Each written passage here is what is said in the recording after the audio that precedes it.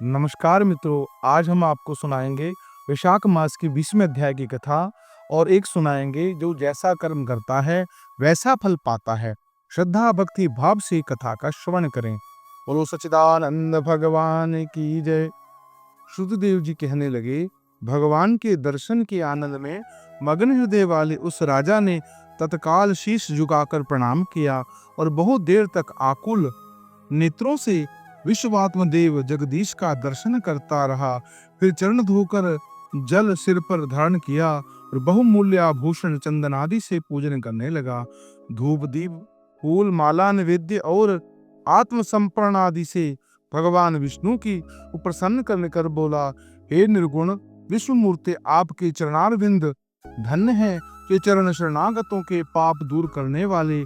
तुम्हारे चरणारविंद को भूल तृष्णा से व्याकुल अनेक योनियों में भ्रमण करता हुआ न मैंने दान किया, न साधु सेवा की, न तुम्हारी कथा सुनी। उस अपराध से शत्रु ने मुझे पराजित कर दिया, मेरा वैभव नष्ट हो गया। तब मैं वन में चला गया। मेरे गुरुओं के स्मरण करते ही गुरु ने आकर मेरी दीन दशा पर दया कर दुख से छुड़ाने का उपाय बतलाया। उसके बताए गए वैशाख मास धर्म कार्य जो शुभ फल देने वाले हैं मैं करने लगा, जिसके प्रभाव से मुझे संपूर्ण वैभव मिला और मैं अत्यंत प्रसन्न हूँ।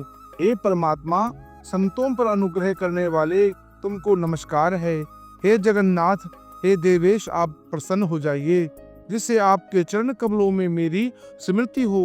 हे प्रभु, पुत्र स्त्री कोशादि से मेरी अशक्ति न हो। मेरा मन आपके चरण वृंद में लगा रहे, मेरी वाणी आपकी दिव्य कथा कहने में लगी रहे, मेरे नेत्रों में आपकी मूर्ति के दर्शन में लगे रहे, कान कथा श्रवण में और जीवा आपके कमल गुणगान अनुवाद करने में अर्पित हो। नासिका आपकी चरण कमलों का मकरंद सूंघने में प्रवृत्त हो तथा आपके मंदिर में की सफाई करने में तथा आपके भक्तों के सुगंध युक्त चंदन आदि का लेपन करने में लगे रहें।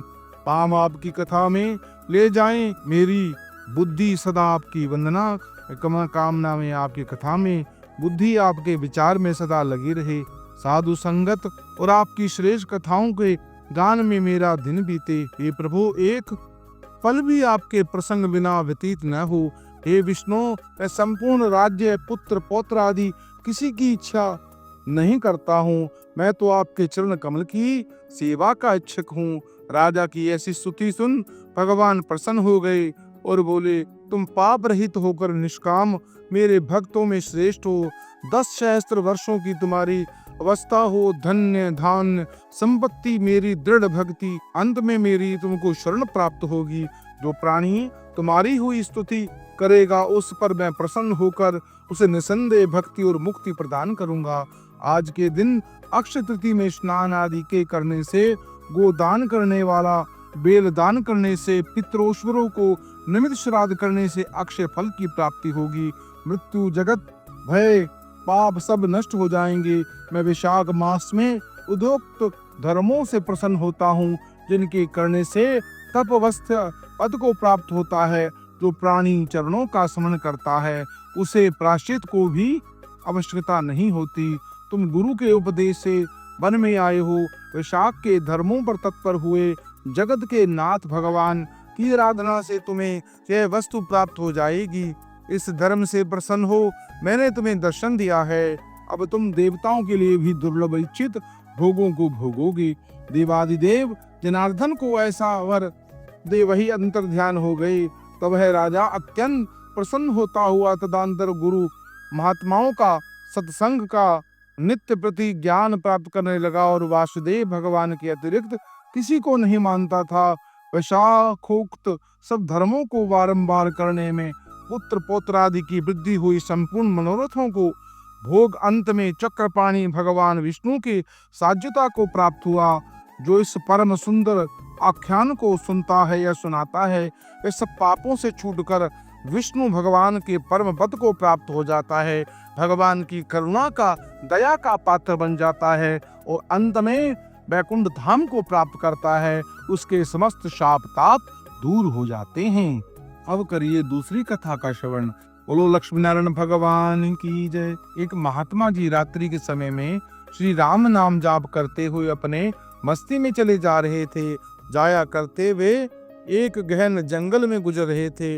वृत्त होने के कारण वे बार बार देशाटन करते रहते थे। वे किसी एक स्थान पर अधिक समय नहीं रहते थे। वे केवल राम नाम की महिमा के प्रेमी थे, इसलिए दिन रात उनके मुख से राम नाम जप चलता रहता। स्वयं राम नाम का जाप करते और औरों से भी उसी मार्ग पर चलाते। महात्मा जी की गहन जंगल मार्ग पर भूल गए थे कि पर अपनी मस्ती में चले जा रहे थे। जहाँ पर राम ले चले वहां दूर अंधेरे के बीच में बहुत सी दीपमालाएं प्रकाशित थी। महात्मा उसी दिशा की ओर चलने लगे। निकट पहुंचते ही देखा कि बट वृक्ष के पास अनेक प्रकार के वाद्य यंत्र बज रहे हैं। नाच गाने और शराब की महफिल जमी हुई है। कई स्त्री पुरुष साथ में नाचते कूदते हंसते तथा औरों को हंसा रहे हैं। उन्हें महसूस हुआ कि वे मनुष्य नहीं प्रेत आत्मा है। महात्मा जी को देखकर वह एक प्रेत ने उनका हाथ पकड़कर कहा, ओ मनुष्य, हमारे राजा तुम्हें बुलाते हैं, चल। वे मस्त भाव में राजा के पास गए और वे सिंहासन पर बैठा था। वहां राजा को इर्द गिर्द कुछ प्रेत खड़े थे। प्रेतराज ने कहा, तुम इस ओर क्यों आए हो? हमारी मंडली आज मदमस्त हुई है। इस बात को तुमने विचार नहीं किया? तुम्हें मौत का डर नहीं? इस प्रकार अट्टहास करते हुए महात्मा जी बोले, मौत का डर? और मुझे राजन, जिसे जीने का मोह हो उसे मौत का डर हो? हम साधु लोग जो मौत को आनंद का विषय मानते हैं, यह तो देह परिवर्तन है। यह प्रारब्ध कर्म के बिना किसी से नहीं प्राप्त हो सकता। प्रेतराज, तुम जानते हो हम कौन हैं? महात्मा जी, अनुमान करता हूँ कि आप प्रेत आत्मा हो। प्रेतराज, तुम जानते हो जो लोग हमारे नाम को से कांपता है। महात्मा जी, प्रेतराज, मुझे मनुष्य में गिनने की गलती मत करना। जब जिंदा देखते हुए भी जीने की इच्छा से रहित मृत तुल्य हैं। यदि जिंदा मानो तो आप हमारे मार नहीं सकते। जीवन मरण कर्माधीन। मैं एक प्रश्न पूछता हूँ। महात्मा जी की निर्भयता को देख प्रेतों के राजा को आश्चर्य हुआ कि प्रेत का नाम सुनते ही मर जाने वाले मनुष्य में इतनी निर्भयता कैसे आ सकती है।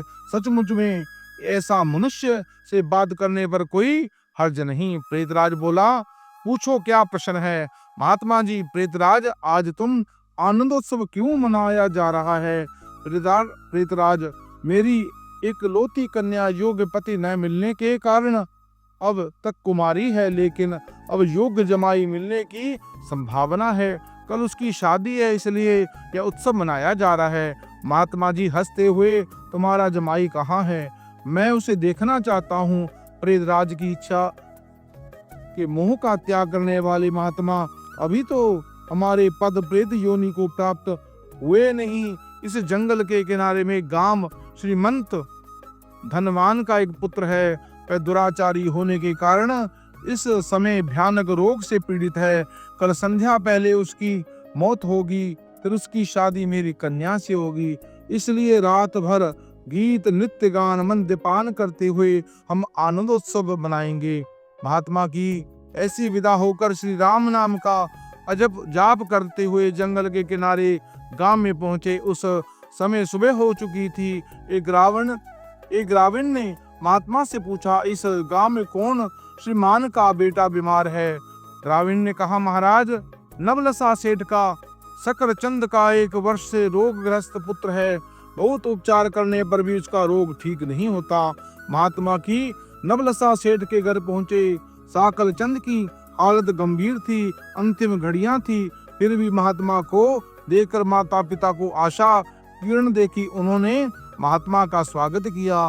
सेठ के पुत्र पलंग के निकट आकर महात्मा को राम नाम की माला जपने लगे।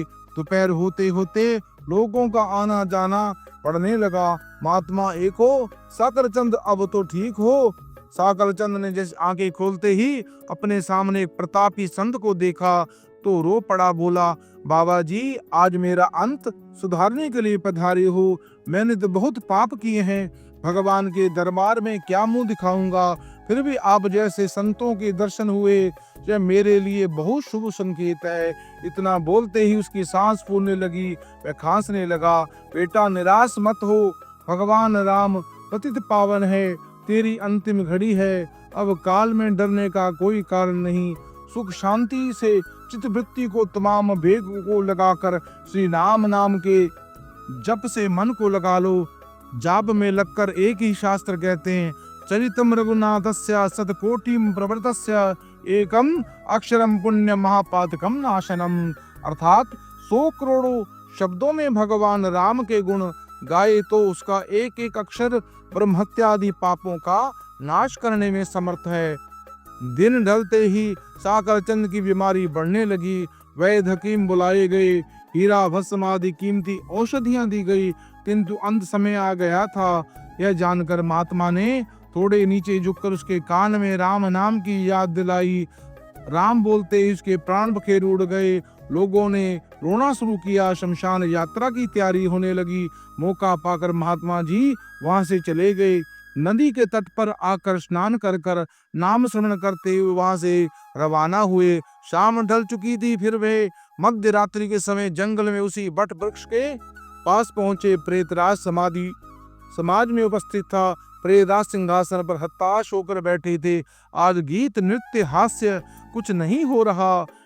इस प्रकार महात्मा ने पूछा, प्रेतराज कल तो जहाँ आनंद उत्सव था, आज शोक समुद्र लहरा रहा है, क्या कुछ अहित हुआ है? प्रेतराज ने कहा, भाई इसलिए तो रो रहे हैं, हमारा सत्यानाश हो गया। मेरी बेटी आज शादी होने वाली थी, अब यहाँ कुमारी रह जाएगी।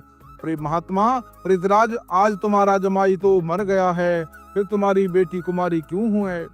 प्रेतराज ने चिढ़कर कहा, तेरे पाप से मैं ही मूर्ख हूँ। मैंने कल तुझे सब बता दिया था, तूने सत्यानाश कर दिया। महात्मा ने नम्र भाव से कहा, मैंने अब का अहित नहीं किया, मुझे समझ में नहीं आता, क्षमा करना, मुझे मेरी भूल बताओ, मैं दोबारा नहीं करूंगा। प्रेतराज ने जलते हृदय से कहा, यहाँ से जाकर तू मरने वाले का नाम सुमरण कर का मार्ग बता। अंत समय भी राम नाम कहलवाएगा, इसका उद्धार हो जाएगा और मेरी बेटी कुमारी रह जाएगी। महात्मा जी, क्या केवल एक बार नाम जपने से वह प्रेत योनि से छूट गया? आप सच कहते हो। प्रेतराज जी ने कहा, जो मनुष्य राम नाम जप करता है वह राम नाम जप के प्रताप से कभी हमारी योनि को प्राप्त नहीं होता। भगवान के जप में नरकोद्वारणी शक्ति है। प्रेत के नाम द्वारा राम नाम का यह प्रताप सुनकर महात्मा जी के प्रेमाश्रु बहते हुए भव समाधि में लीन हो गए। उनकी आंखें खुली तब प्रेतराज समाज नहीं था। बाल सूर्य ही तुम्हारी किरणें बड़ वृक्ष को शोभ्यमान कर रही थी। इस प्रकार भगवान राम के नाम की महिमा का जाप करने से, स्मरण करने से मनुष्य के शाप ताप दूर हो जाते हैं, ब्रह्म हत्याएं के पाप दूर हो जाते हैं, प्रेत योनि से भी मुक्त हो जाता है। मित्रों, जब पवित्र कथा अगर आपको अच्छी लगी हो, अपने इष्ट मित्रों से इस कथा को शेयर करें और पुण्य के भागी बने। इस चैनल को सब्सक्राइब करें, लाइक करें और कमेंट बॉक्स में जय श्री राम अवश्य लिखें।